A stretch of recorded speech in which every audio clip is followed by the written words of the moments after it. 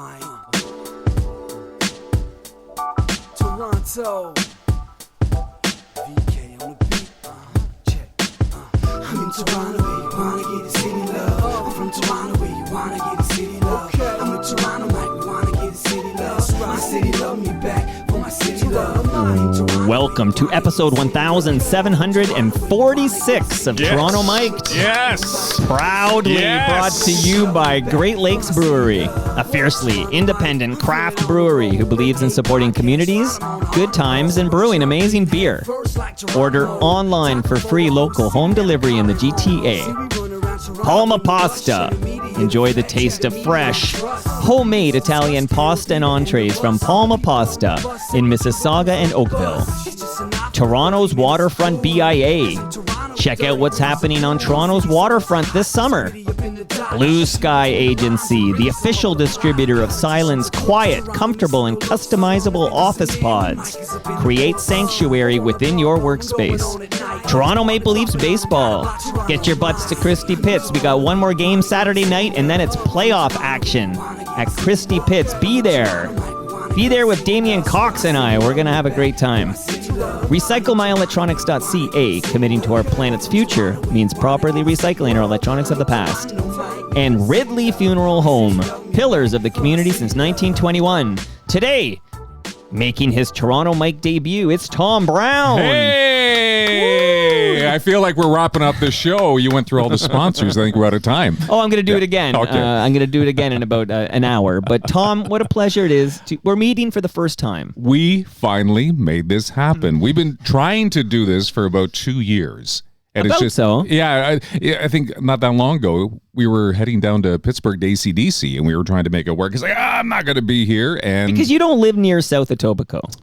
No, but what's funny, on the drive over here, my fiance lives in the area. So she said, we got to drive by my first house, and we had to have New Toronto resident. Can I back Yeah. the truck up for a moment, Tom Yeah. Brown? Fiance. Okay, Yeah. so let me disclose to the listenership that when you pulled into the driveway, you weren't alone. No. A beautiful woman was with you. And what was Mike's response? Tom Brown swinging above his belt class. You Yeah. were punching. That's Yeah. what the kids would say. You're absolutely, listen, you're absolutely punching. I swung for the fence, and I got a homer. And I don't know. We're going to go off track here how we met. But we met during COVID, actually. Give me the full Tom Brown before we're going to get into your career and everything that happened, right? And it's amazing to have you here. What is the Tom Brown Daisy origin story? And when you say your fiance, tell me, like, when is the big date? Next weekend. So you're getting married next weekend. August 23rd is our big day. Congratulations. Yes. Is that happening here in New Toronto? It's actually, we're getting married in Schaumburg. Okay, that's near like Newmarket. Is that near Newmarket? Yeah, just a little north. Okay. Yeah. Okay, so Tom, that's amazing. So right off the top, big congrats from the Thank you. entire TMU, the Toronto Mic'd universe. Tom Brown getting married next weekend. I can't believe I'm finally going to be a friend of Toronto Mike. You're now? My new designation. Well, FOTM. No, that's true. So really quickly, then I'm going to get the origin story. We're going to talk about Daisy for about an hour, and then maybe I'll ask you about your media career. I feel like the camera, I told you this Right? before. Why isn't the camera on Daisy? Babes, come over here. Okay, just a second. Oh, yeah, I can Let's even just see if move she it can here. Okay, squeeze hold in. on. No, here we go. So, Here we go. hold on. Okay. Hold on. There Oh we my go. God. Oh my God. Seriously. Nobody wants the camera on Tom Brown. Okay, I'm still here, Mike. I'm gonna put still my here, Mike. Hold on. Okay, so that's okay. So as long as you stay on that mic, you guys can canoodle. Is that what that is? Canoodling? I think it is. This is how we watch television. So, When we go to a concert, we only pay for one seat. You know. The other mic is now open. Daisy, did you want to just for a moment for this origin story here? Because look, Tom knows what he's doing. So Daisy, what is it that attracted you to this fantastic Tom Brown? Well, I would say instantly, and I know this sounds cliche, but the smile and his eyes, his gorgeous green He is eyes. good looking, right? Like I'm now in person for the first time. He's a good looking guy. And we met. She didn't know who I was because remember it was COVID. We had masks on. So You didn't know. She had no clue who I was. So this isn't like you weren't attracted to the fame of Tom Brown. You were attracted to the real Tom Brown. No. That wasn't it at all. But what about the fact, Tom? Like she's okay. So Daisy, I'm gonna guess Tom's got what 20 years on you. Is that what's going on? No, he's only Easy. 35. Look at these two. Mike, I wasn't honest on the age when we met. Come on. Yeah, no, it was one of those things where I think just everything lined up for us. Yeah. We both came from very dark pasts. Daisy lost her husband. I went through a nasty divorce, and we both, weren't looking. And, they always talk about people, they go out and they try and find their perfect match. And, of course. But we weren't looking. As a matter of fact, it was Tim Hortons. So you met at a Tim Hortons? We met at a Tim Hortons that, during COVID, everybody was doing the drive-through, but it was just at the tail end of COVID. So they were open, but there was nobody in the restaurant. I needed to use the restroom. So I walked into Tim's, and there was one guy there, some young kid, 17, 18 years old, and he's working, and I just walked in, and I said, I need a extra large cafe mocha and one of your egg bacon sandwiches, and I said, and quickly, I need to use the restroom. So I went to the restroom. Mm-hmm. I come out, and Daisy's standing there. So as I walk out, I see just these beautiful fawn eyes. Yeah, right? absolutely. In a mask. Beautiful hair, beautiful woman. And the kid turns around with 2 cups and he says, extra large cafe mocha, medium decaf. And then he looks up and he goes, are these together or separately? So I put my arm around Daisy and I said, obviously together. Wow, that's a power move, Tom. And then the kid looks at me and I said, what, we don't make a beautiful couple? Now, this is her reaction. She's laughing at this moment. Doing a roll eye. Doing the roll eye, thinking, okay, who's the playa? And so he says, oh, okay, I just didn't see you guys come in together. I said, no, but just look at us. Do we not make a beautiful couple? And he says, yeah, okay, sure. And so then she's laughing. Now I have to kind of back up. And I said, I'm just joking around. I said, you know what? Yeah. Enjoy because at this point, you have no idea if Daisy is married. I have no idea if she's going to slap me in the face. I have no idea if charges are going to be pressed. Yeah. But all I know is in the moment, I was just having fun. It was just the two of us there. And I just said, in all seriousness, because she said, you don't have to do that. And I said, I'm good for the $1.87. I said, anyways, in all sincerity, I said, I'm going to go outside and have my sandwich and my coffee. I said, you're welcome to join me. If you don't want to, enjoy your coffee and have a lovely day. And I walked away. She followed and sat down. Wow. We sat there and we talked for maybe a half hour, 40 minutes. And then I said, you know what? At the end, we were kind of sharing, our story. And I noticed she still had her wedding ring on at the time. And I just said, how is COVID impacting you and your family? And she told me she lost her husband, and then she said, you, and I said, well, Frank and I, and I said, Frank's my dog. I said, Frank and I, our highlight of our day is going for a dog walk. And I said, but yeah, no, it's tough to meet people. It's tough just to have a normal life. And, we just enjoyed each other's company. And you just said, hey, come on in my bubble. There's room for you in my bubble. Well, I said, here's my card. And I said, if you want to do this again, have coffee, have lunch. I said, I would just enjoy seeing you again. No pressure, just friends, yada, yada, yada. Yeah. And I remember going to CTV that day, and I was just like cloud 9. Like, you think I'm in a good mood and happy all the time. I was super yeah. So anyways, I just, I thought about her all day. And I remember waking up in the morning and texting her cell phone number on her card. And I just said, good morning, Daisy. And she said, good morning, everything okay? And I just said, I can't stop thinking about you. Wow. And she said, me too. And we went on a picnic the following weekend. Tom Brown. Okay, so this is a COVID hookup. And I can tell you, so I'm looking at you guys right now. Like, she's glowing, man. Right. Like, oh, no, trust me. I walk through malls and stores and people will walk up and say, oh, you are lovely. And I'll look at them and said, how did I get her? Well, that was, again, I met you. That's what Mike was thinking. I met you for the first time 50 minutes ago, but I saw Daisy came out first. And then I saw Tom come out, and yet Tom's got... How come the smile went to a frown? Is that like Daisy gets out of the car, big Mike smile, Tom gets out and goes, oh, so he showed up. Yeah. But yeah, no, it's just been an incredible, and now, August 23rd, we're getting married, and we'll be surrounded by friends and family, and This is away. Big day. Okay, this is exciting to get you here like a week before the wedding. Daisy, Tom Brown. And Tom, by the way, I only know you from television, right? So I know this. It's a big personality you got. I think it's larger than life sometimes. Yeah. Like it's big. It's big. But my first, again, so I have a lot of people. So my first thought was. Well, you've done over 1,700 shows. You've met a lot of people, Mike. I've met a lot of people. Yeah. Is the Tom Brown, and I wasn't sure Daisy would be here. I was a surprise. Oh, there's Daisy. Great surprise. Happy. So I told Daisy, one of my first crushes was Daisy Duke. So, the name Daisy, I already cut it. I'm already interested. No, but you don't know a lot of Daisies. Like when I met Daisy, it was the same thing as like Daisy Duke, Donald Duck's Daisy, Daisy Fuentes. And that's it. That's all I got. And then I got my Daisy. So. But I was wondering, will the Tom Brown I meet be a lower key guy? Like, does Tom Brown, when the red light goes on, does Tom Brown assume a persona of a energetic, I just took down a Red Bull, I'm ready to go, or is that the real Tom Brown? And I gotta say, from what I've observed so far, it's consistent. That's you. You just have a high energy, big personality. Yeah, you know what? The other thing about television, and I did morning radio for 18 years before I jumped into television, and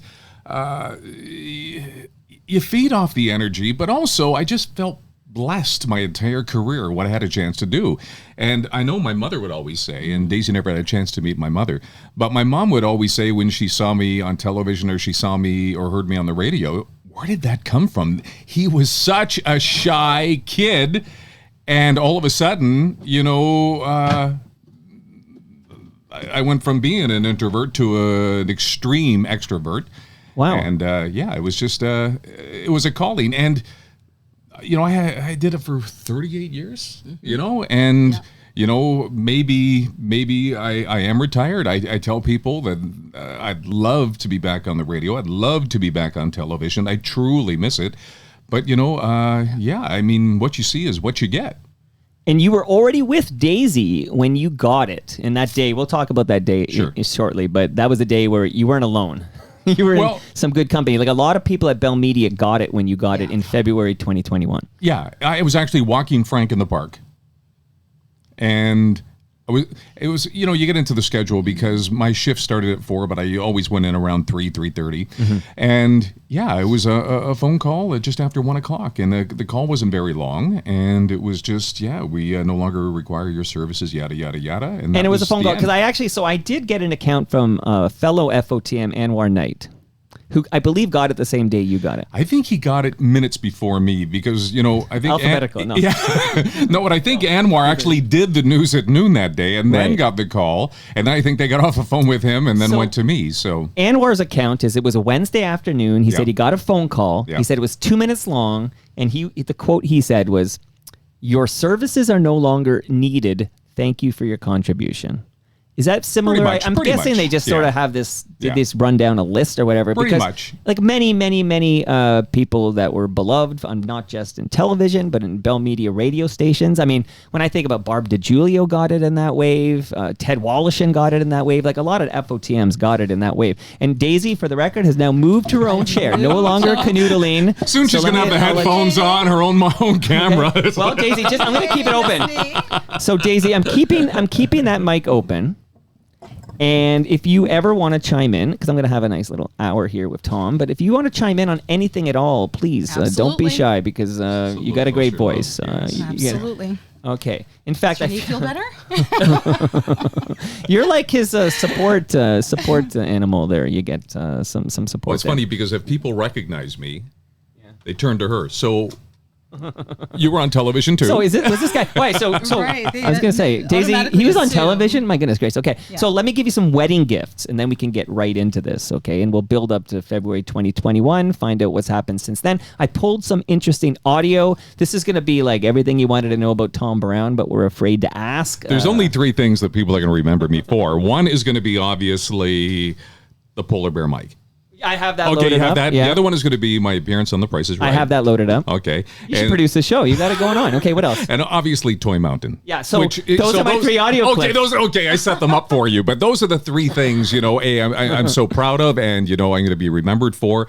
All the weather coverage and everything else. People, but those weather 3 things is of the moment, right? Like it's like, but those 3 moments you shouted out are literally, and I'm going to flip over to my soundboard. I literally have 3 clips, and it is those are the 3 moments. Like I was thinking, what are the audio things I want for Tom? Yeah. 100%. I wanted the polar bear because you basically go viral, and we're going to play it and talk about that.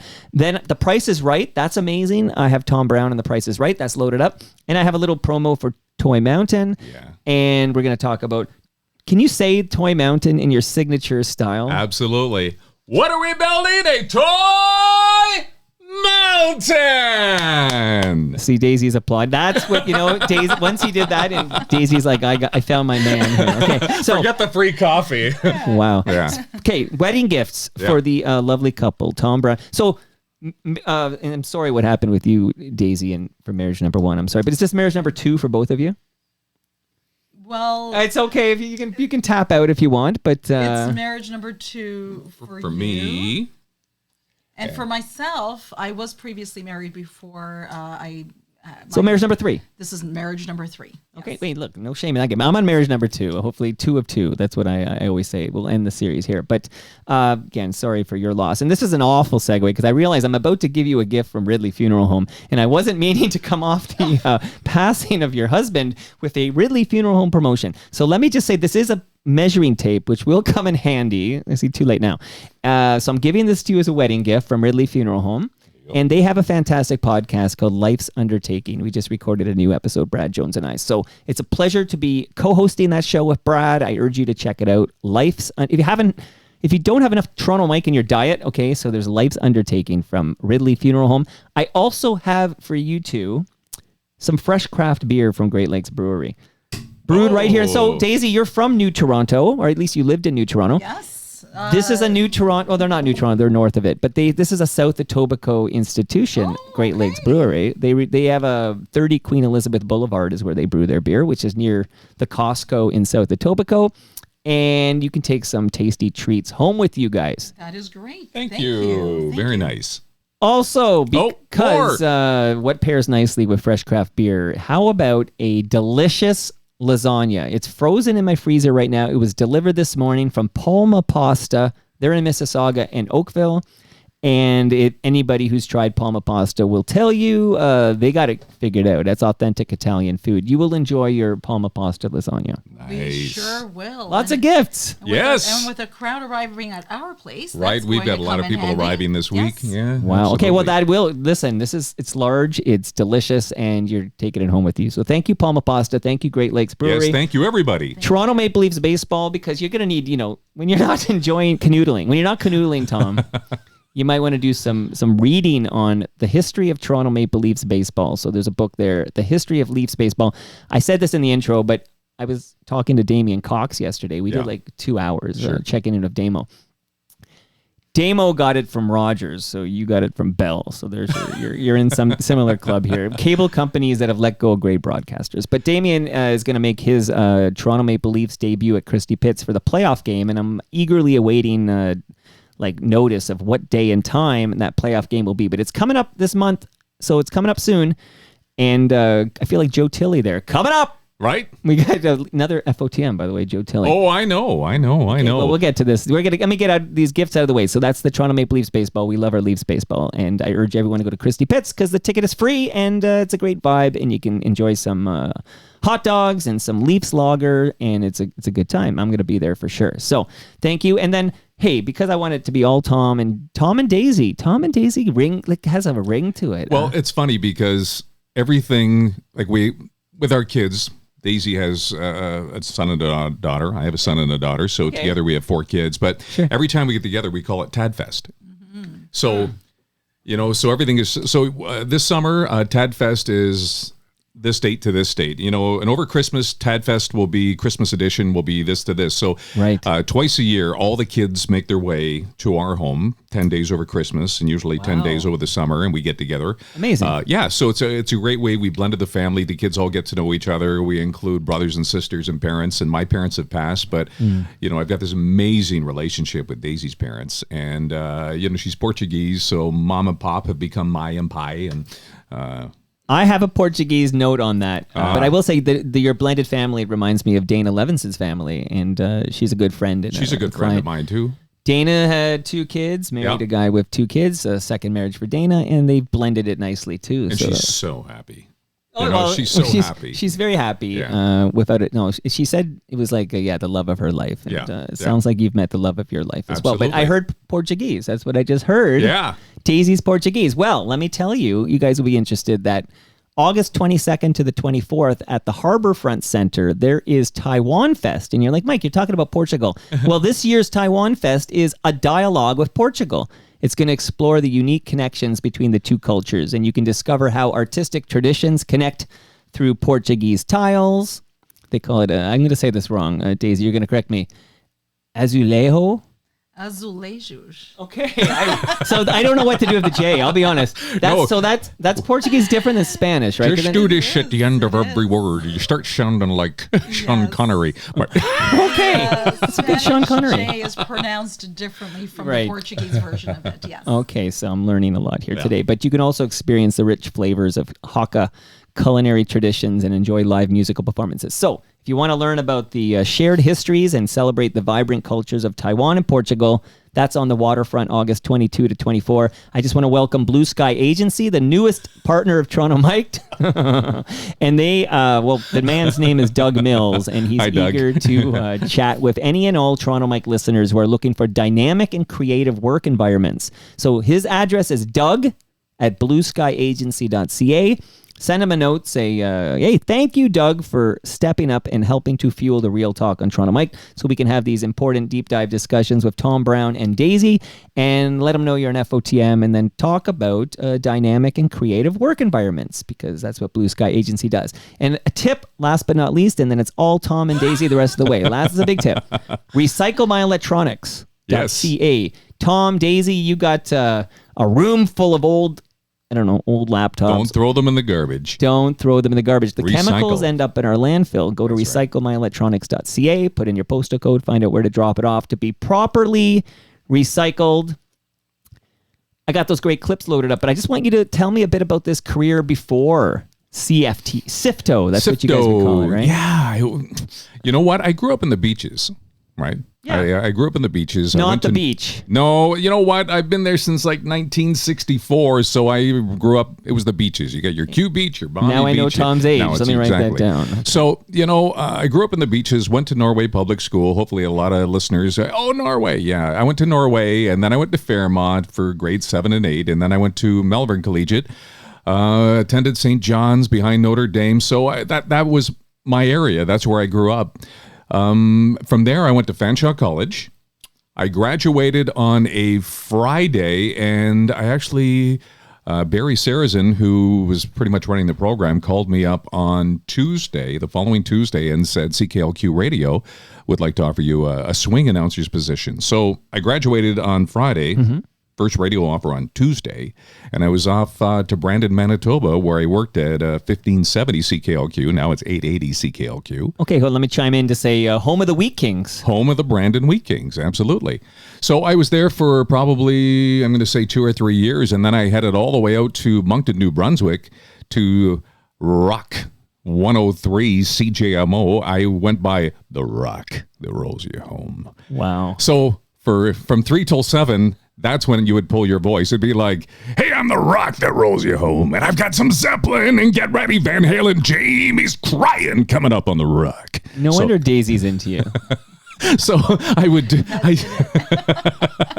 which is so funny. That was a clincher. It's like The Simpsons. Put on the jacket, homie. I remember one time they would bring like a radio tour of like, 15, 20 people in, and the PD would say, so, clean up the studio. I'm bringing a tour in. And they would come in. They were standing outside the glass watching me, and it'd be like, hey, Rock 103, it's The Rock. And I'm going, anyways, I do my whole thing, and then they walk in and they're going, hi, Rock. And I go, hey, how's it going? And here I am sitting with a polo shirt on, and, they were expecting my hair to be down to my waist and, having a cigarette looking somewhat like Slash Howard Stern. And here I'm this clean cut guy. And then I'll say, any questions about radio? Yeah, how long have you been doing it? Just a second, I got to do this. Rock 103, sunshine right now. Get outside and enjoy. I'm going to get you home, coming up the doors, and a little Jimi Hendrix on the rock. And then But that was the fashion back then. I that remember was the fashion Tom back Rivers then. and all this. Like you had to have this, even when I was at Fanshawe, I sat in at 680 CFTR, and I was listening to Dan Williamson and just in awe. I've got an old. This is from Evelyn Macco. Oh, I see. One of the best. One of the best. This is when radio was radio back in the day. Remember Tarzan Dan? He just created this theater of the mind. And when I was in, Of course, I remember. He politely.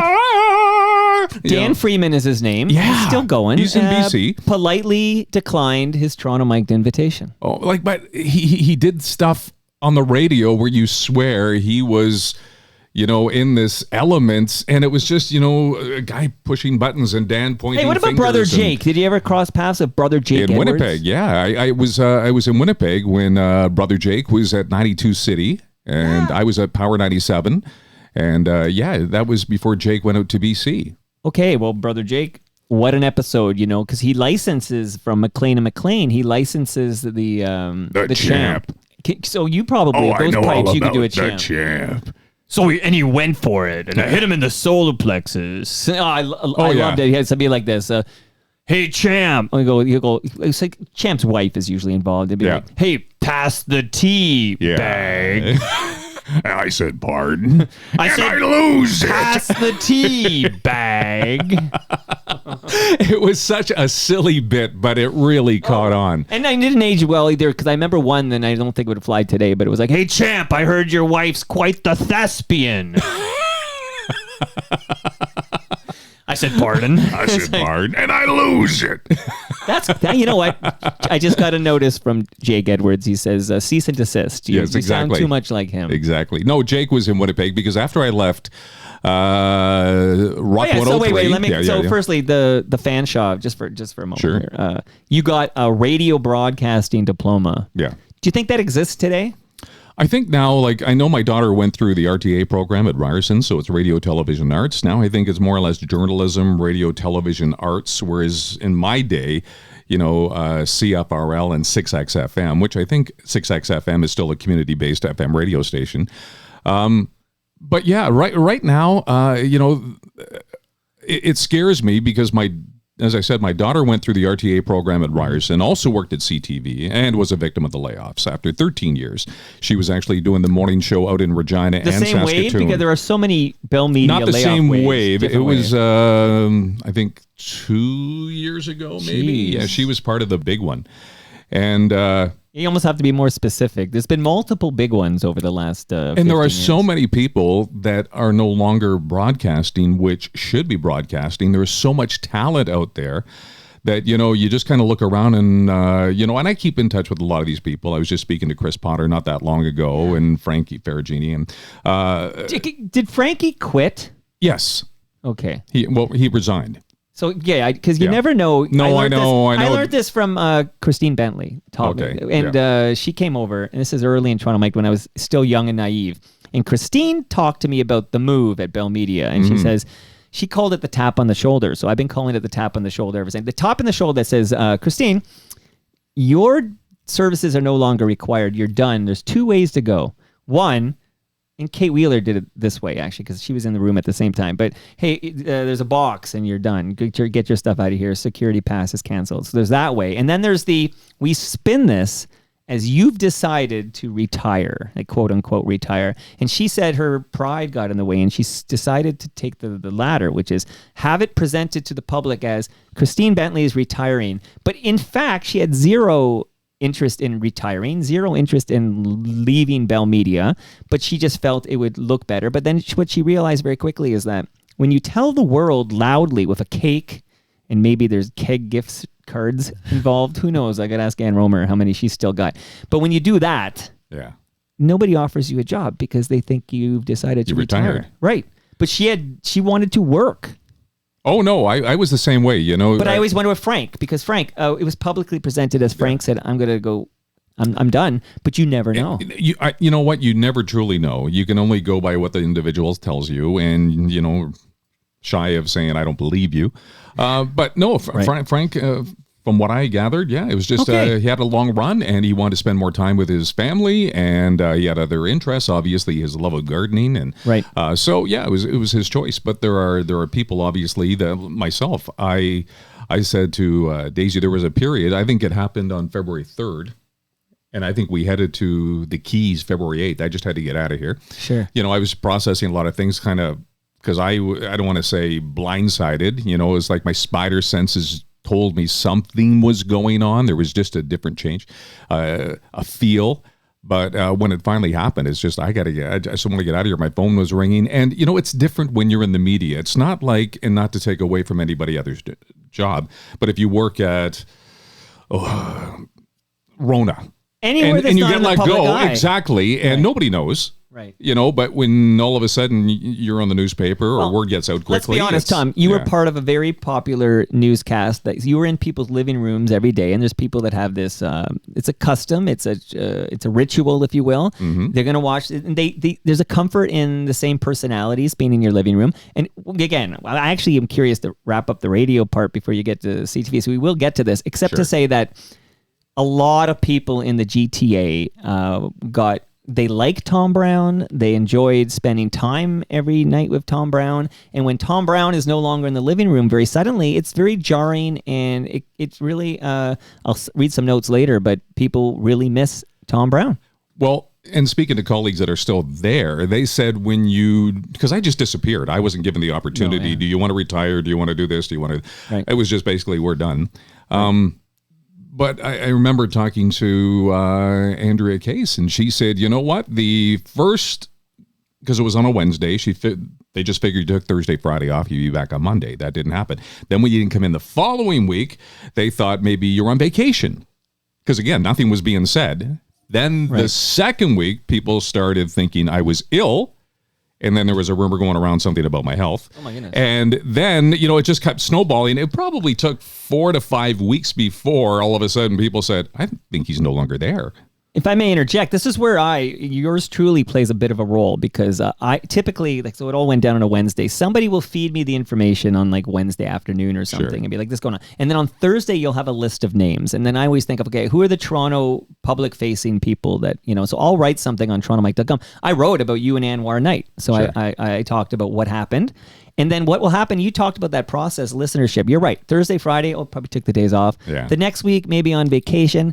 But then at some point, maybe week 2 or 3, the Tom Brown fan who's like, where's Tom, is going to go to Google and it's going to type in something like Tom Brown, I don't know, CTV Toronto or Tom Brown, CFTO or whatever. And inevitably, they will probably end up on either TorontoMike.com or a similar type aggregator, and they will learn. TorontoMike.com is really where you're going to get the info, folks. So you go to TorontoMike.com and you're going to see, oh, Anwar Knight. Oh, there's a picture of Mike and Anwar by Toronto Tree, because you know we didn't have one, Tom. Oh, yes, sir, by that Toronto Tree. First thing I looked at when I pulled in. But hey, actually, there's the I want Toronto my photo tree. of Daisy, if that's okay. I'll take the photo. You know what? Would you mind taking a photo of Daisy? He's going to promote this podcast, but it's a picture of him and Daisy. Well, you know what? You know what? That'll get me the traffic. Okay, so all this is to say that there is a delay. I noticed this because I look at the analytics and I can see, suddenly people are waking up to the fact that Tom Brown is not on their favorite newscast or whatever. But hey, can we, again, we're jumping around like it's a Tarantino film, which I kind of dig, as you might know if you've ever heard an episode. But I got you. So it sounds like you get this diploma. You're in Brandon, home of the Wheat Kings, and then you're going all the way to Moncton, where I've actually been. I've walked on the Bay of Fundy. Absolutely. So you got to do that. Yeah. Yeah, then I go to Fredericton. Fredericton's next. CFNB. Okay. So I go to Fredericton. I do the morning show now. So now I'm doing mornings. This is my first morning. And you're known as Tom Brown? You didn't get like a terrific Tom or something? No. Nobody believes Tom Brown's my real name. And if it's a cruel joke, then my son has to deal with that too. My grandfather, my great-grandfather, myself, and my son are all named Thomas Brown. I've heard faker sounding names like Anwar Knight, for example. But by the way, great guy, didn't deserve this at all. Right. And I wish him nothing but continued success. And he has that ability that, he can do anything. He's just that talented. He can do the podcast. He can do television. He can do radio. And that's it. He was doing, I think, Energy 108. I'm trying to think of where, but he was a radio guy in the market. And that's why he would do nights, and he had the last name Knight, and it seemed awfully convenient to me. So Yeah, so after I left Fredericton, I went to Winnipeg. I was on Power 97. You met the great aforementioned brother Jake Edwards in Winnipeg. Yeah, Tom and Larry, brother Jake, Don and Bo. I mean, they were all in Winnipeg, and these guys really just circulate throughout the stations. Brother Jake will be at Power 97, go to 92, go back. Kind of like Jesse and Gene would do here, right? Okay, right now they're on Q107, then they're on 680, then they're on 640. Yeah. So from Winnipeg, I went to Regina, where I started the early morning tea party on Mix 92, the early morning tea party. And they allowed me just all the freedom in the world. As a matter of fact, I had a great program director, David Jones, and he just basically said, the show is yours, run with it. I have no rules. Wow. I expect at least 10 complaints a week. If you don't get 10, you're not doing the job I want you to do. And while I was in Regina, that's when I made the jump over to television. At the time, Greg and Zioski over at STV, which is now Global Television. Their weatherman, Dave Mitchell, was going on holidays for a week, and he had nobody to do weather. And he reached out and said, how would you like to do weather for us? A celebrity weather fill-in for a week while David's away. I said, you know what? I've never done television. Right. I'll do it Friday night. And I said, and if I bomb, I'll go on the radio and say, now you know why I'm doing radio. If I get through it, and I can hold my head up high Saturday morning, I said, yeah, I'll fill in next week. So I filled in the following week. And after maybe a year, CBC television came along, and they wanted me to back up Howard Thornton. And it's like, wow, CBC. And so I was still doing morning radio. Right. But I was now on television as well. We call that the John Gallagher. Bo Jackson. John Gallagher, yeah. Well, John Gallagher would do the City TV sports at night, and then he'd be up whatever time you have to wake up for doing the Q Morning Zoo or whatever on Q107. And it takes a toll, because I was getting up at 4:30, being at the station at 5 o'clock, and I was still on the air at 7 o'clock at night on television. And then eventually CTV came along, and, instead of being a backup, they just said, would you like to join us in a full-time capacity, CTV Regina, and be our full-time weather guy? And your shift will be 11 to 7. So you'll do noon and 6. And I thought, wow, here's a chance to have a normal life, sleep in, weekends off. Right. So I took the leap of faith, and I was at CTV Regina for 4 years. And Larry Stout, I don't know if many remember, but the great broadcaster Larry Stout was out working with the reporters on their stories, their writing, their presentation skills, and he came up to me in our little cafeteria, tapped me on the shoulder, and he said, how old are you? And I looked at him, I said, pardon? He said, how old are you? So I told him my age. He goes, we got to get you the hell out of here.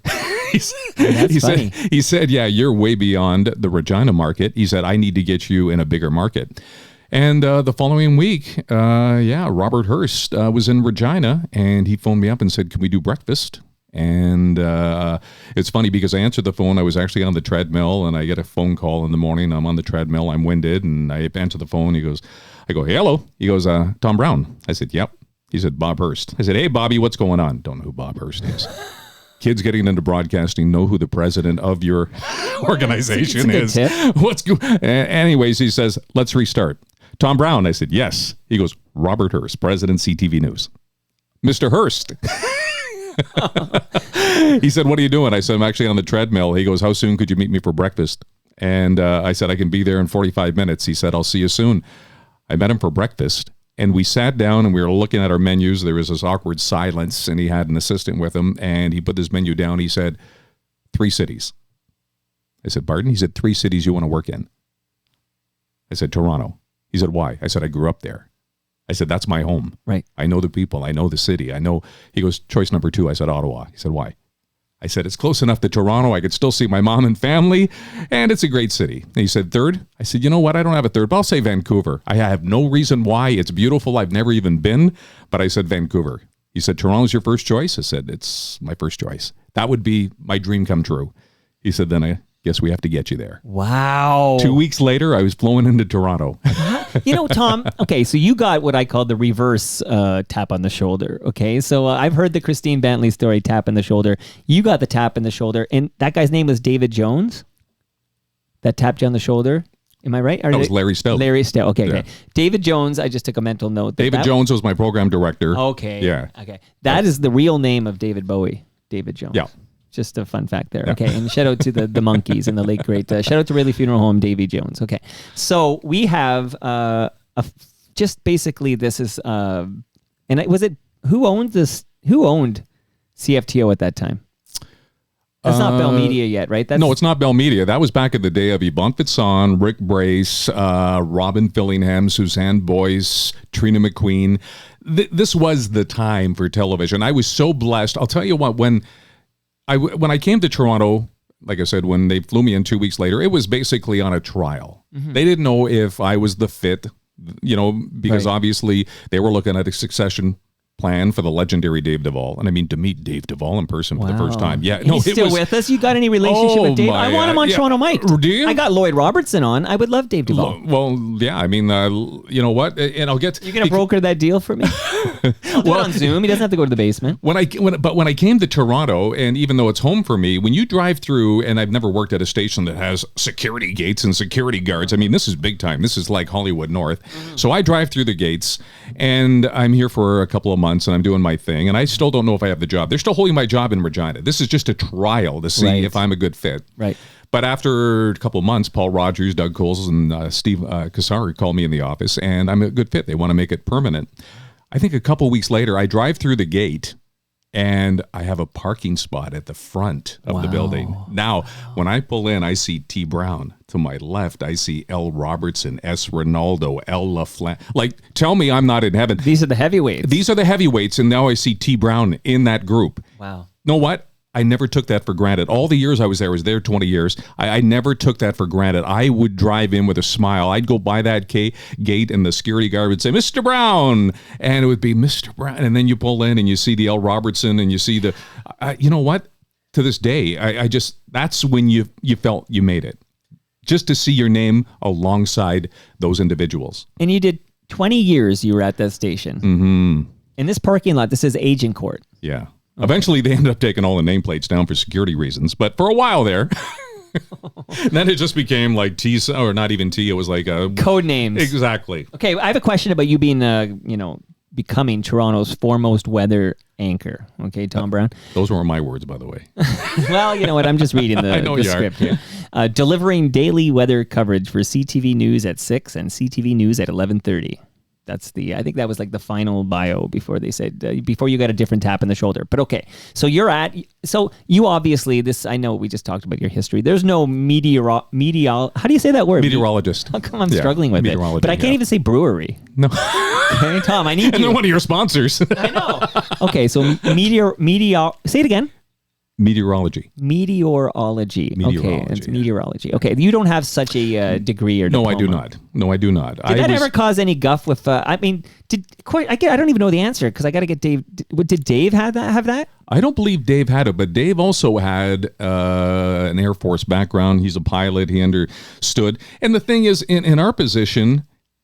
And not to take away from meteorologists because they are a gift, and you know what? They went to school and weather is a science, and the Anthony Farnells, who is a meteorologist, and the Chris Potter, but all those people, they know their stuff and everything else. But I find sometimes not with those individuals, but when people start to explain the weather, and I've watched meteorologists on television during a big storm, it's like everything you've said does not impact the viewer or the listener because it's news they can't use, but present it in a way that they can use the information. They want to know. They don't care really. I mean, to say that this is the 14-day forecast, that's unrealistic.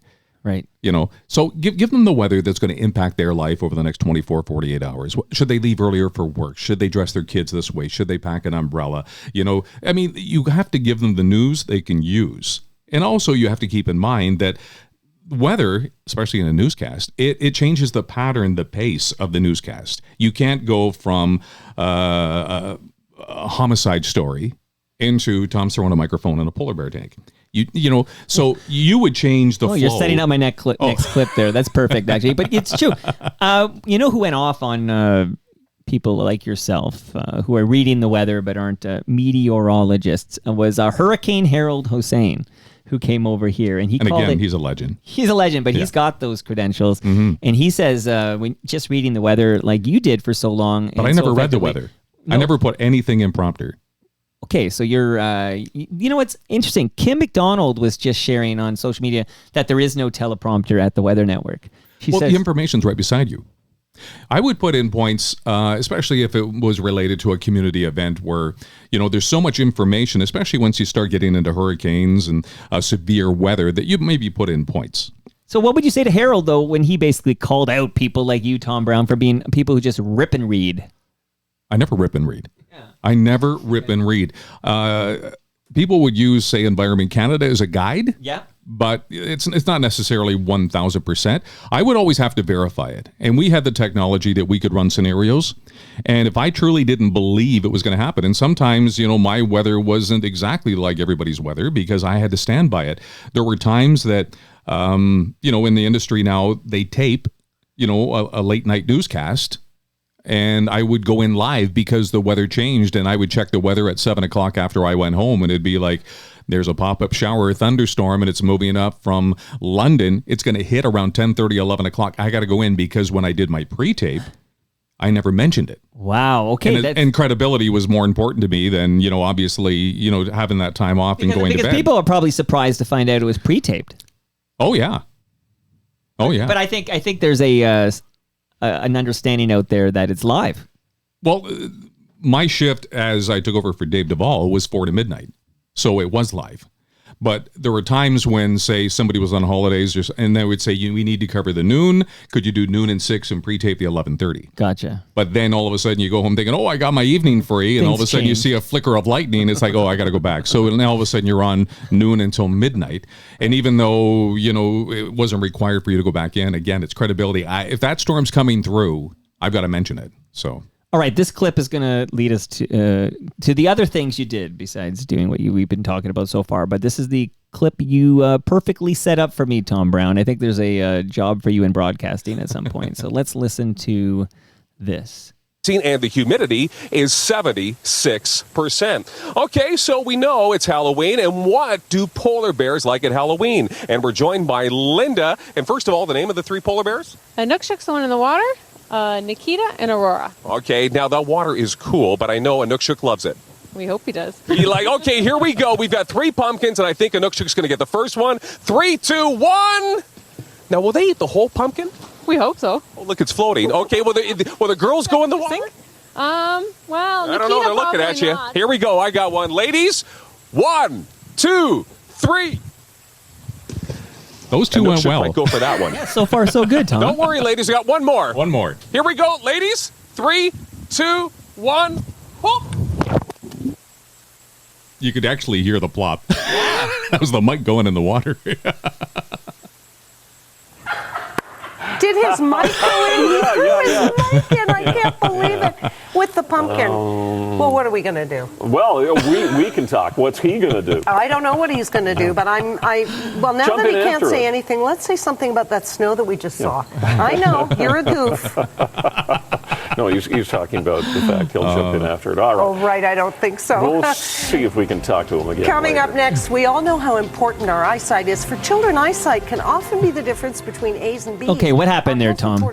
Okay, if you've ever held a volleyball, any large ball, pumpkin. Yeah. Now, I have my mic because I'm doing the weather at the Toronto Zoo, right? So I've got my mic. Now, the first 2 times, I just threw the pumpkin. But the last pumpkin, I guess I opened both hands.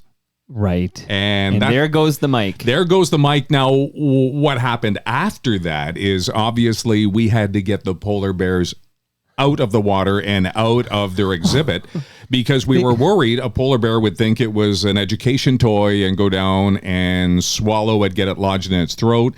So it was like, it was a scramble. It was a panic to get those that's polar a bears. potential PR disaster that one of our Absolutely. beloved polar bears choked to Could death you on imagine a my legacy? CTV Toronto microphone that Tom Brown erroneously threw into the water. So we had to get those polar bears out of the exhibit, and they went into their own little habitats. Then we had, because this is October, so it's fall. The polar bears throughout the day have been rolling in the mud and the grass. So when they're diving in the water, now the water is like gravy. It's dirty. It's murky. Yeah. And there's an actual viewing window below the water that you I can remember actually, this. Yeah. So, but we were down there and we had our flashlights trying to figure out where this mic is, thinking we could get a net, like when you clean your backyard swimming pool and get the mic out. The water was so murky, so dirty, we couldn't. So we had to get all the polar bears out. Then we had to drain the entire tank. And then somebody just went down with a ladder and grabbed that microphone. So, okay, what were you thinking when you see I've had an experience, nothing like this because it wasn't, thankfully no one recorded it, but I was on the Humber Bay Bridge, okay? This is going over the Humber River on a bike, and I wanted to take a photo. Long story short is I took a photo, but basically I had this apparatus on my bike that had a spring thing in it, and it projected my phone into the Lake Ontario. Right. And I remember, so I'm standing there on the bridge watching, and it felt like an eternity. It was only probably about 2 or 3 seconds, but I'm watching my phone go into the lake, and I'm thinking, that was dumb. Like, what were you thinking when you're watching this microphone go into the water? Well, I watched that clip and I remember there was so much nervous energy because I was truly embarrassed, thinking of the repercussions. I was thinking about the polar bears. There were so many thoughts that were going, but I'm live on camera. It's not like I can just turn and get into panic mode. I don't know if the camera's still on me. They can't hear me, but I'm trying to explain to them that my mic went in the water. You make light of it, and I actually thought at some point the Toronto Zoo would have displayed that microphone. And because there was a baby polar bear, a cub that was born, I don't know how many months later, and I said they should have called it Mike, M-I-C, and it explained this is how this bear came to be in his name. But it was one of those things where I panicked. I have such an incredible relationship with the Toronto Zoo, one of my favorite places in Toronto. I've had such a long history with the Toronto Zoo, and I just thought, did I just tarnish that relationship by something that I did? But it wasn't intentional. It was purely accidental. It wasn't like it was a fake microphone I threw in there. It was just, it was an accident. It was an accident. But and I you still can understand how, when you watch the video, and you can find it on YouTube, you can understand how that mistake would happen. Yeah. But again, this went pretty viral in that it's probably the most popular Tom Brown clip on YouTube, for example, and it's shared, far and wide. Tom Brown, weather anchor. One of the bloopers, Anderson Cooper called up. Yeah. And he made it sound like it was my polar bear. But they should be thanking you because you brought so much attention you brought so much attention to the zoo and the polar bears, and you brought so much attention to CTV Toronto's newscast. Again, it's one of those things. things. Thanking you. Come on, Tom. Think about it. If you orchestrated that, it couldn't have worked out better. No. It was not premeditated. It was not orchestrated. It was an accident. But you're right. It's one of those things that people will say when they meet me, and they'll go, "Oh, remember the polar bear thing?" Yeah. People, like you said off the top, people aren't going to say, "Oh, remember when you talked about that snowstorm that was coming or whatever." They don't mention that. No, they want to talk about you throwing your microphone in the polar bear pond or whatever they call that. And I go to the zoo. We haven't been lately, but we used to go to the zoo quite regularly, and we'd go over and see how our polar bears are doing. And I've heard once or twice, standing there looking at the polar bears, somebody, a few feet away say, "Remember when that guy threw the polar bear?" Remember when that guy? Yeah, there's worse things to be. I always think about Dear FOTM, Steve Anthony, okay? And a lot of another incredible broadcaster. Right, absolutely. Yeah. Although he also swears to me that he decided to leave CP24 of his own volition. So again, we can only take him at his word, which is what we do with people, right?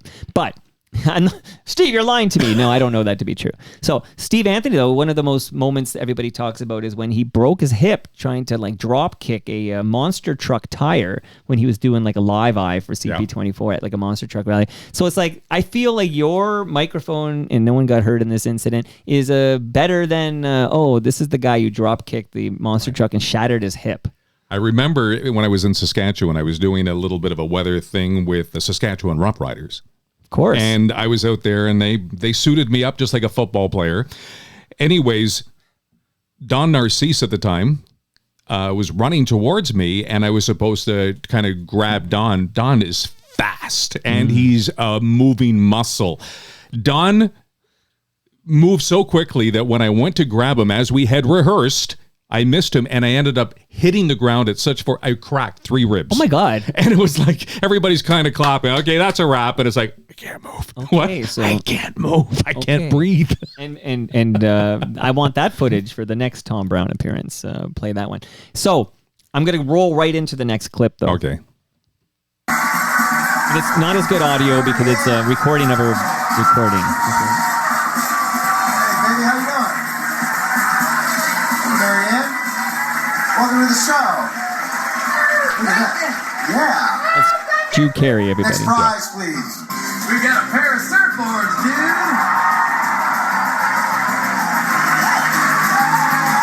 This 9-foot longboard and 6'2" shortboard are entirely hand-shaped and laminated for unmatched performance in any wave conditions. Thank you, Rachel, Alabama, and all that stuff. What's up, dude? What do you get? Mary? $900. Colby? $800. Thomas? $1225. Mary? $1,100. Hey. Somebody gets $500 because they got the price right on the nose. Who could that be? $500 goes to the person that bid $12.25. Some guy named Thomas. So corporate.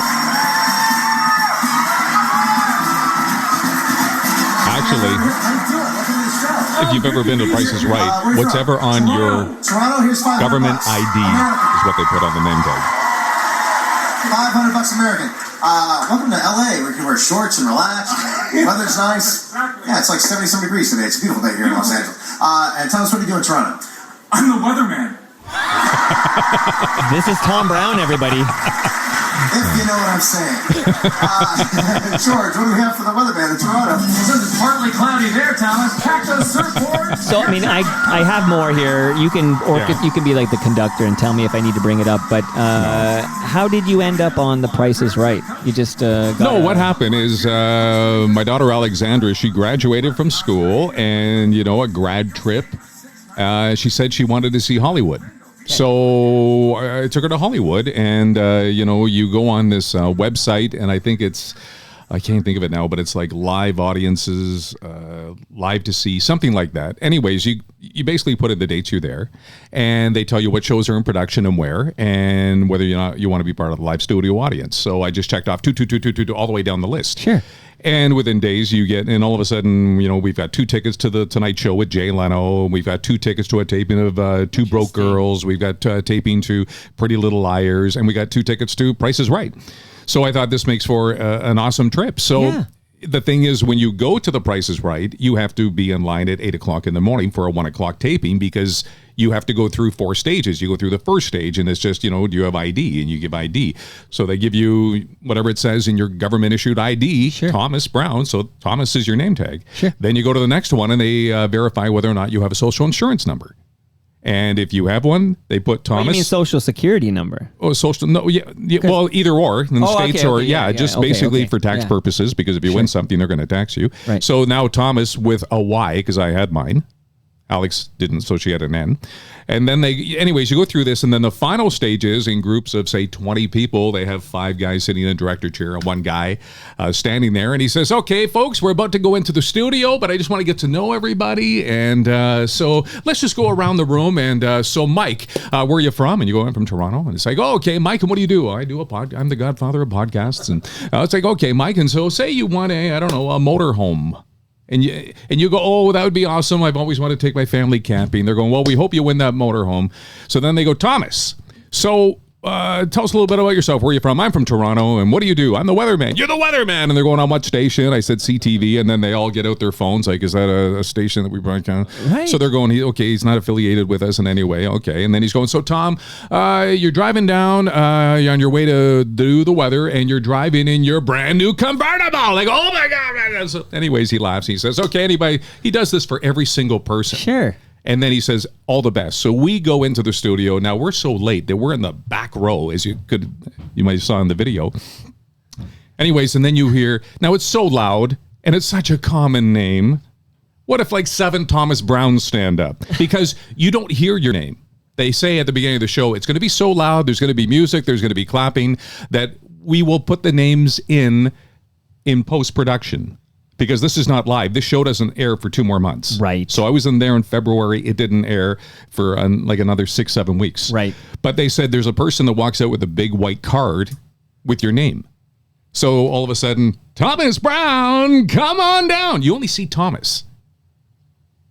So I stand up, but the split second I'm thinking, what if like 7 of us do this? But you got to assume it's you. I did assume it was me. And I was thinking during that pre-interview or whatever that was. How did they know, right? But when they detect this big, you got a made for TV personality. You know, everything's got to be bigger on TV, right? Because everything kind of shrinks or whatever. But I think you're an ideal, The Price is Right guest. Apparently they did too. And shout out to Brian Dunn, who's listening, who's the only guy I can think of. There's a guy I know named Mark Ho as well. But these are also big personality guys who are kind of ideal for Price is Right. But you nailed the price of that. What was it? Surfboards? $12.25. You nailed it. I nailed it. Know how I nailed it? How? Because I had no idea. I think that was the second bid I made, like the second run, because the girl before me actually won a Harley Davidson. And I thought, oh, that's what I wanted. So then all of a sudden the surfboards come up. And if you watch the video clip, I turn around and I say to the audience, I have no clue. Wow. The lady that is directly behind me in the blue top, she says, I sell them for a living. They're worth $12.25. Oh, my God. And if you watch the clip again, you'll see here, I sell them for a living. They're worth $12.25. Wow. So I turned back and I kind of shrugged my shoulders, $12.25. Wow. The only number I had. Yeah. And sure enough, so they give you the $500. US dollars. I put it just in my for nailing the price. I put it in my pocket and I'm thinking, I'm giving this lady the $500. But during commercial, because as soon as you win, you do your little game. I did tic-tac-toe and I won some prizes. And amazing. And I won a trip to Costa Rica, as a matter of fact. Wow. I didn't take any of the prizes. I'll get to that in a second. Okay. So anyways, they take you and now they put you on the left side of the studio. You're in the front 2 rows. And as soon as they go to commercial break, somebody comes over and says, I'll need that money back. I said, but I just won it. And they said, I know, but we have to give it back to Drew in case somebody else gets the exact price. And we don't have just bundles of $500. Gotcha. So I have to give it back. But she said, I've already documented it here that I took the money, blah, blah, blah. So then at the end of the show, the 2 rows of all the winners go backstage. Now all of a sudden they're saying, first of all, you have to sign a confidentiality clause that you will not tell anybody that you're on this show, what you won, or blah, blah, blah, blah. Right. But they tell you when the show will air. It'll air. Because you could tweet about how, hey, don't miss this day. I'm going to win all this. I'm thinking is Price is Right is on City. I work at CTV. This is going to cost me my job over surfboards. So, oh no. So I'm in panic mode because I can't tell anybody, but I have to tell my employer, and I'm kind of fighting as I'm walking around LA going, do I let them know? Do I just let them discover it? I don't want to catch them off guard. Do I tell them the day before it's aired? So anyways, they take you into this room and they sit down and they said, so Thomas, you won the surfboards, you won the $500, you won the trip to Costa Rica, you won this, that, and the other thing. So based on federal state tax and, it's 37% tax. Wow. So it's kind of like buying stuff 37% off. Right. So I was kind of looking at it and they're going, so the surfboards, we don't actually have them. We'll give you a gift card. You have to go South Cal and you have to pick them up. How am I going to get those back on a plane? I thought if they're just going to ship them, it's hang them up in the rec room, great conversation piece. Right. So I really didn't need that. I think I want a fridge, but the fridge, a little fridge, they only deliver it to Buffalo. They don't ship to Canada. So you have to go to Buffalo to get it and then pay duty to bring it back. Right. And then it was like in Costa Rica, you have to fly from LA. So you still have to get from Toronto to LA to go to Costa Rica. These were very expensive gifts you were winning. It was, I think, my taxes on it. But you got the $500, right?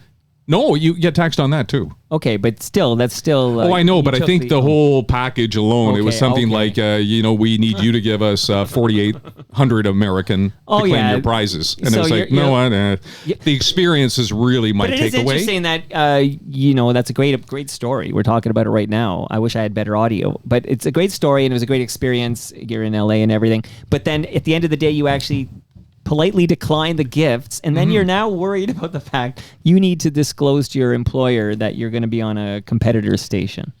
And it's funny because I called Paul Rogers, hands down, Best news director I ever had. Or, yeah, like he was just amazing. I was so blessed to be able to work with people like him. Like I said, the Doug Coles, Steve Kazars, and even get to work in television during the Yvonne Pitson, Rick Brace. It was just an opportunity. That time in television with, Ken, Christine, Michelle, Dave Duvall, Lance Joe, that was a time that I will cherish for the rest of my life. But I remember calling Paul Rogers and say, "Hey, Paul," he goes, "Hey, what are you calling me? You're on vacation. How's LA, blah, blah, blah." I said, "Well, Alex and I just went to The Price is Right." Now there's this awkward pause, and he goes, "You were on The Price is Right?" I said, "Uh-huh." "Did you win anything?" I said, "Uh-huh." He starts laughing. I said, "Is this going to be a problem?" He just laughed. "This is not going to be a problem. Enjoy your time. We'll talk more when you get home." And he's just laughing. The day that the show aired, I'm literally in my front room, and I know it's going to be on any minute, and I'm watching. Yeah. And soon as the show starts and you hear that clip, "Thomas Brown, come on down," my phone dinged like it was a school bell. I'll bet. Look at all these messages, emails, text messages, because I didn't tell anybody but Paul. Right. So it's like, Nobody oh my God, knew. Tom, Yeah. you were on The Price is Right today. I bet you, I know that feeling, actually. That's amazing.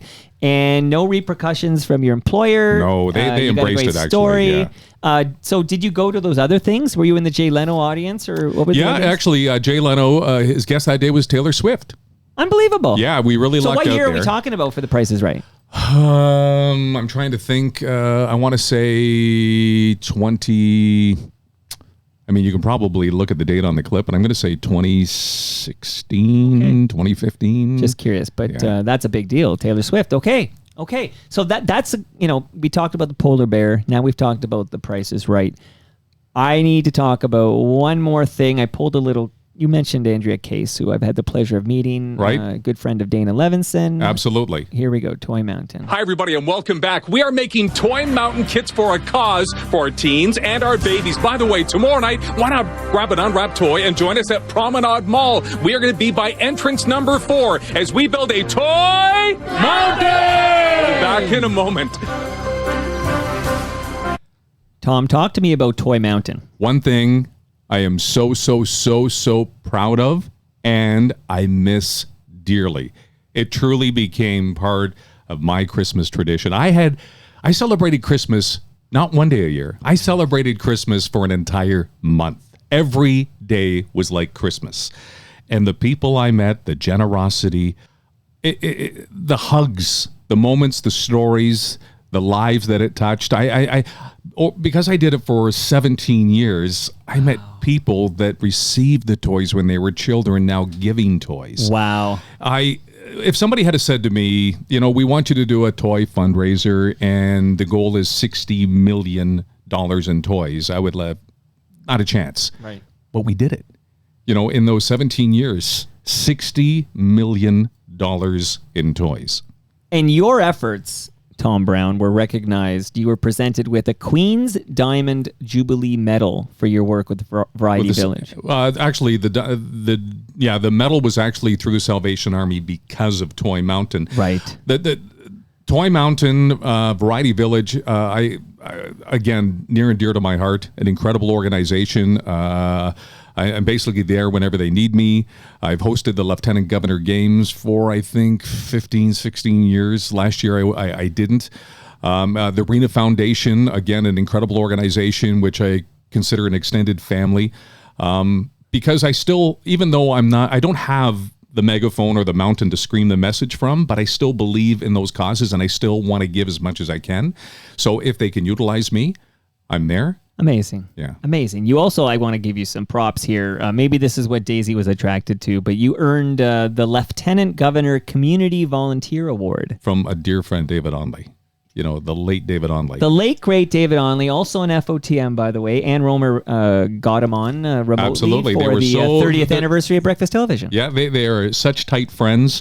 And I remember when I parted ways with CTV, both David and Ann called me that afternoon.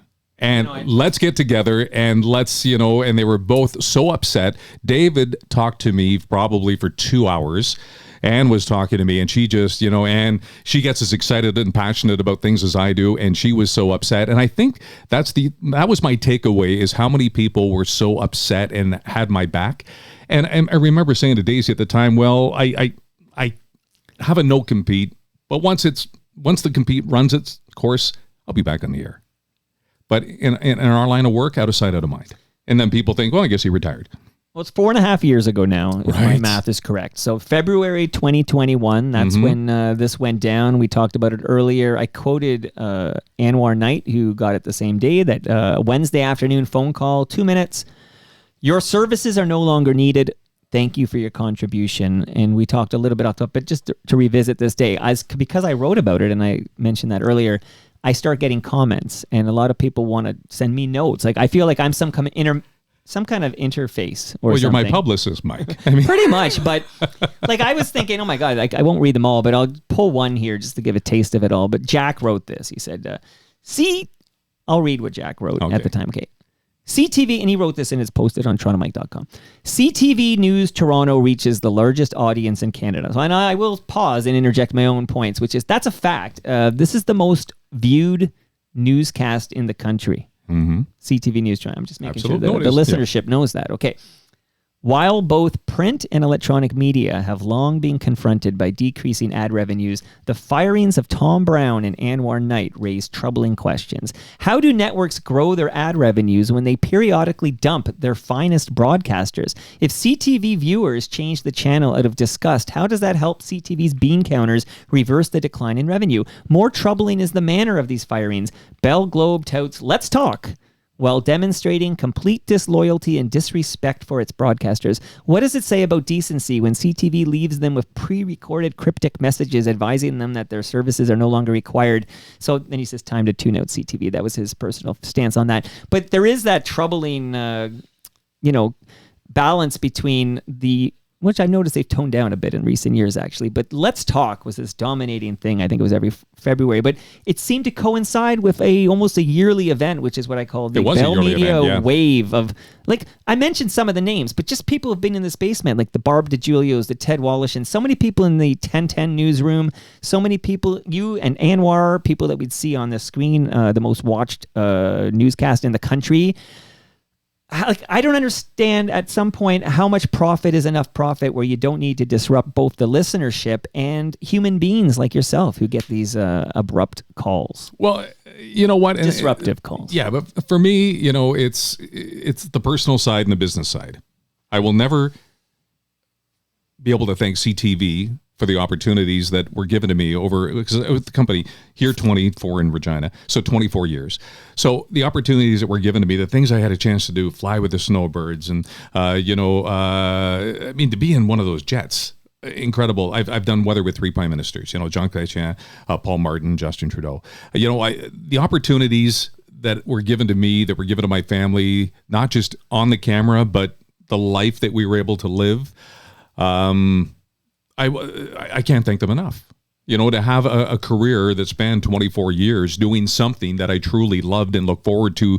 Like I said, my shift didn't start till 4. I went in an hour early just to hang and suck it all in. I remember when I was hired and I went in, I was supposed to start on the Monday, but I landed on Friday, and I went in to kind of get a feel for the station on the weekend. I remember walking in the studio during the 6 o'clock, and it was Andrea and Tom Hayes. And I remember standing in the back of the studio with my arms folded, and Tom, during a commercial break, said, "Hey, who are you?" And I said, "I'm the weather guy." He goes, "No, you're not." I said, "I'm the new weather guy." And he says, "Well, you're freaking me out just standing there staring at me."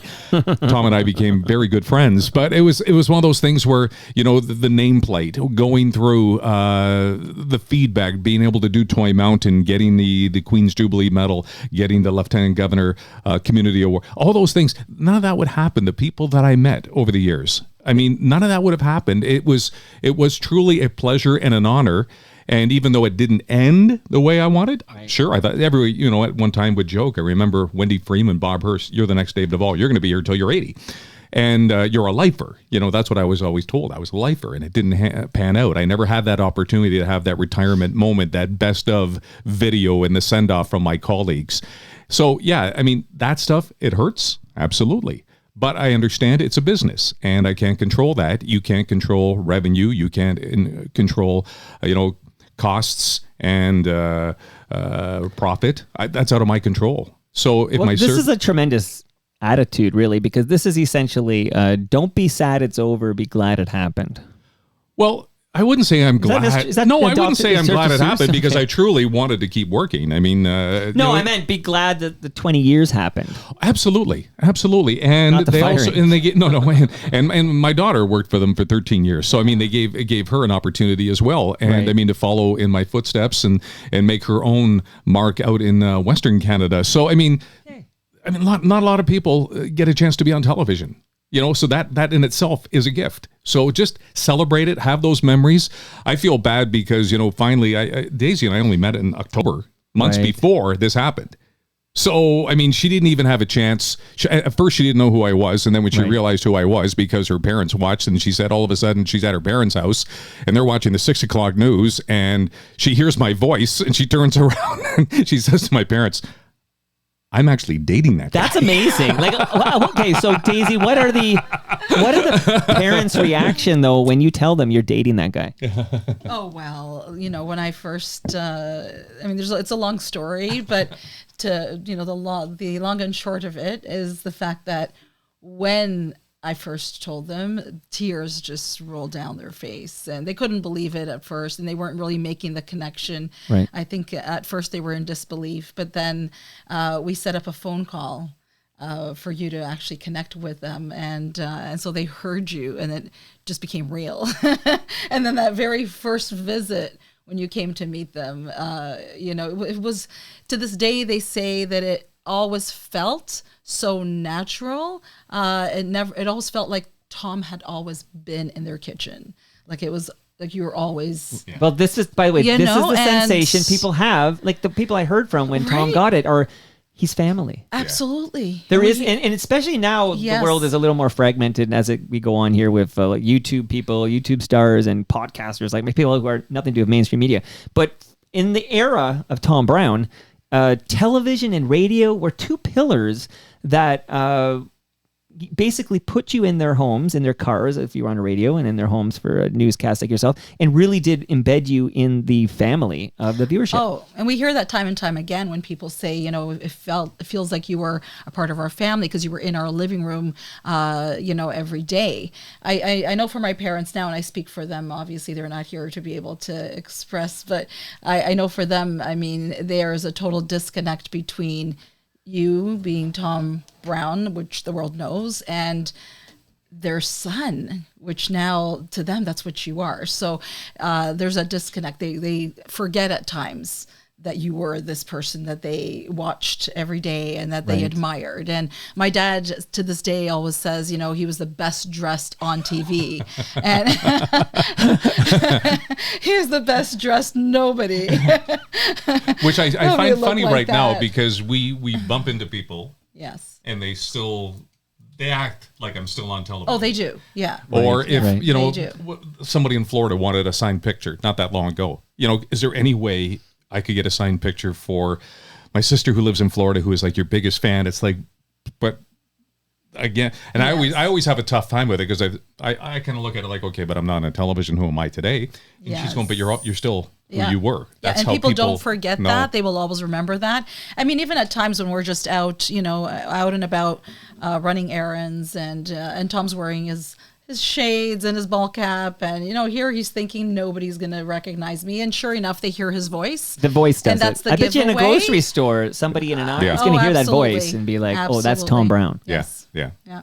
And then like once they realize, oh, there's Tom Brown, is it basically once they realize you're actually not on? Because you're right, I bet you a lot of people think you were on like last week. Like this is just how people are. They think, oh, this person was there for 20 years. They're actually still there. They don't realize it's and just been a while. you saying that means so much to me. Because, again, I never took any of those moments for granted. I never shunned away if someone walked up to me on the street and just wanted to make small talk. I never shunned away from someone wanting to get a photo. Because I remember being out with Gordie Howe and Bobby Hull. Now, if you've ever been with Gordie Howe, Gordie takes 10 minutes to sign an autograph. Wow. And he does the big G, and he does the O, and then he does H of F. And, anyways, I remember turning to Gordie and I said, Gordie, and at the time they released Gordie and Bobby stamps. Remember, they did the whole hockey thing. Yes. So I was out doing weather with the two of them, and we have a line of hundreds of people waiting in line to get a Gordy and Bobby autograph. And Gordy's taking his time, and I looked to my other side, and Bobby's doing the same thing. And I'm going, oh my, we're going to be here for weeks at this rate. And Gordy puts the pen down. He said, I worked too hard for this privilege. Right. And it stuck with me because it truly is, whether you're a hockey player, I'm not comparing myself to Gordy and Bobby by any stretch, but elbows up. Yeah, but you work hard for that privilege, and it's a privilege you never take for granted. And I'll talk to anybody, and I'll do whatever anybody asks, because I had an opportunity that was given to me that I embrace, I enjoyed, I loved, I truly miss, and I will continue to help in any way that I can. Okay, you mentioned Tom Hayes. I just want to let the listenership know. Tom Hayes did make his Toronto Mike debut January 2024. Tom's the coolest, by the way. Episode 1412. 1412? People want to go back and check Was he out Tom Hayes CTV or Tom Hayes and the Twisters? He was, I don't know. We talked a lot about Teenage Head, though. Okay, because he is a rocker. Yeah, well, he's got the band, yeah. I've got my Teenage Head drumsticks right here, but nice. he's a big Teenage Head fan. We did a lot of rock talk for sure with Tom Hayes here. But I got to say, the big question people are going to want an answer to before we say goodbye, and before I take all of my photos with Daisy by Toronto Tree, okay? There will be a full gallery tonight. You don't mind taking these photos. You probably get asked that a lot, so it's not new to you. Hey, but I wake up every morning, how did I find her? How did I get her? And how did I get her to marry me? Well, you had to take a leak, as I recall. Right, like, if you thank God for a full bladder, right? Like, if you had didn't have it, you could have changed. Your whole life would be different. And just when you're going through like a second marriage for me, this is, and I've said it to her, and I've said it to other people. I don't want this to be a gushy romantic moment, but it's right when you feel like you're being loved for the first time.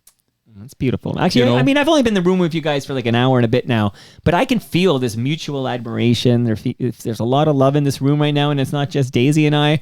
And you guys are like, she does. Every time she looks at you, she has this glow. No, I've got my head to the side. I don't know if there's something going on here. Like, Daisy and I winking at each other. We get out on the car on the way home. I recorded this. You can review the tape. It's like there's a Pruder film. You can go through it frame by frame. What's Mike and Daisy doing over there? It's all good up there. But this was amazing. But when you got that unfortunate 2-minute call, which was February 2021. Yeah. So that's 4.5 years ago. Can you give us, like, after your non-compete expires, I guess that's some salary continuance or whatever that is in the HR world. But when that expires, are you applying for things? Like what does Tom Brown do? I don't want this to sound the wrong way, because ever since, like I said, I graduated on a Friday from Fanshawe, got the call for my first job on the following Tuesday. Right. I had never sent out a resume. I was lucky, blessed, and fortunate that whatever I did, whether it be at a radio station, I would always get a call. Would you be interested in talking about working for us? And that's the way my career has gone. So I have been totally blessed. And I figured, you know what? People will give me some time to process what happened, and eventually, I'll get the call or a text message. I don't do social media, so I only do LinkedIn, and that's how you and I connected. Right. So that's the only thing I do is LinkedIn. So I don't do Facebook, I don't do Instagram, I don't have any social media postings, and maybe that shoots me in the foot. But at the same time, I just thought, okay, there's going to be an opportunity, because I still feel I still have the energy, I still have the passion, I still feel like I'm young enough that I can deliver, right? And I still want to do it. It's not like I'm so hurt that I will never go back to broadcasting, because I love it. Just you asking me to be on here meant the world to me. I only had to ask 57 times. I thought it was twice. But, it means the world to me. And the fact that we're sitting here having a talk, and I can introduce you to Daisy, and we can reminisce about my career, which I'm extremely proud of, means the world to me. Sitting here in your studio means a lot to me. I don't take this for granted. This was not an inconvenience. I truly feel blessed that you reached out and asked me to be part of this. To be a friend of Toronto Mike, that's something to be proud of. Oh, music to my ears right there. My goodness gracious. And I got to say, this was an absolute pleasure. And I can't believe you're getting married next weekend. Yeah. Like, this timing. Think about us August 23rd, everybody. Oh, don't worry, I'll be thinking about Daisy before then. If you were licensed, I'd do it right now. You know what? I'm an ordained something. I'm sure. I'm sure it's legal if Toronto Mike marries you. So my congratulations to you. You both seem happy. Excited that this new chapter begins next on the 23rd of August. That's awesome. It was a pleasure to meet you, Daisy. It was a pleasure meeting you as well. You get some lasagna for this trip here? Gonna get some beer? You got to come to our place. She's Portuguese. Am I invited to the wedding? She's an amazing cook.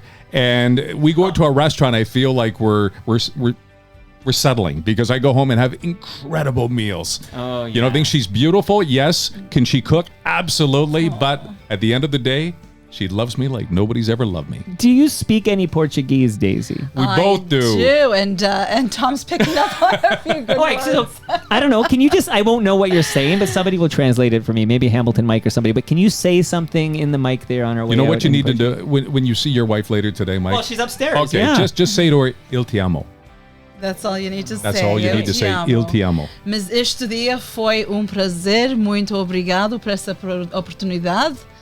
And now you're going to have to learn how to say that. This is beautiful. This is all too beautiful for Toronto Mike too. Should I have recorded this? This was great. But should I hit this button? Oh, I thought this was just the preamble. What if I throw this in the polar bear pond there? Take okay. the whole laptop. Amazing. Again, thank you for finally making it. You're not only making it official with Daisy, but making it official here. You're now in FOTM. Tom Brown. And I wish you nothing but continued success. You are doing incredible things, bringing incredible interviews, and letting people know that, hey, us broadcasters that you don't see on radio and television, we're still out there. So as I say goodbye, it's really important to me that we serve the talent. Like to me, Tom Brown, you were the talent. You were the person in front of the camera people were loving. And I feel like if you're a giant cable company and you maybe you have some of these terrestrial stations, be it television or radio, this is not your property. Tom Brown doesn't belong to you. You may decide, make a business decision, the bean counters, whatever the stockholders, there may be a decision at BCE. We're going to cut this huge Tom Brown salary. Maybe this will please some shareholder somewhere or whatnot. But the bottom line is you're a human being. You're living a life. You've got beautiful Daisy at your side. You're getting married on the 23rd. I want to talk to you, get to know you for 90 minutes. And that's really my role in this. I'm fiercely independent. I don't belong to Bell, Rogers, Chorus, CBC, anybody. Just but me, if myself, any of them and are listening right now, my resume is left on Toronto Mike's desk. Listen, I'm going to tag you on LinkedIn, and I'll say, hey, if anybody needs a quality, beloved broadcaster, hire me, for goodness sakes. And maybe Tom will show up for lunch. Tom will be my wingman on that one. Go. And that, with some friendly giant in the background, that brings us to the end of our 1,746th show. Go to TorontoMike.com for all your Toronto Mike needs. Much love to all who made this possible. Again, that's Great Lakes Brewery. Tom and Daisy have their fresh craft beer. Palma Pasta, I got a lasagna for Tom and Daisy. Toronto's Waterfront BIA. Taiwan and Portugal. We got a Portuguese Daisy here. We can be at the waterfront for that. Toronto Maple Leafs baseball. I'll let you all know when the playoffs are coming. It's in about a week or so. RecycleMyElectronics.ca. Blue Sky Agency. Welcome to the family. And Ridley Funeral Home. You got your measuring tape. See you all. Quickly checking here who's next in the calendar before my song runs out. I should have done this before, but I didn't. My next guest on Daisy. Toronto Mike. Who is it? Oh, it's absolutely. It is Daisy Brown. Jack Berkowitz. Okay, see you all then.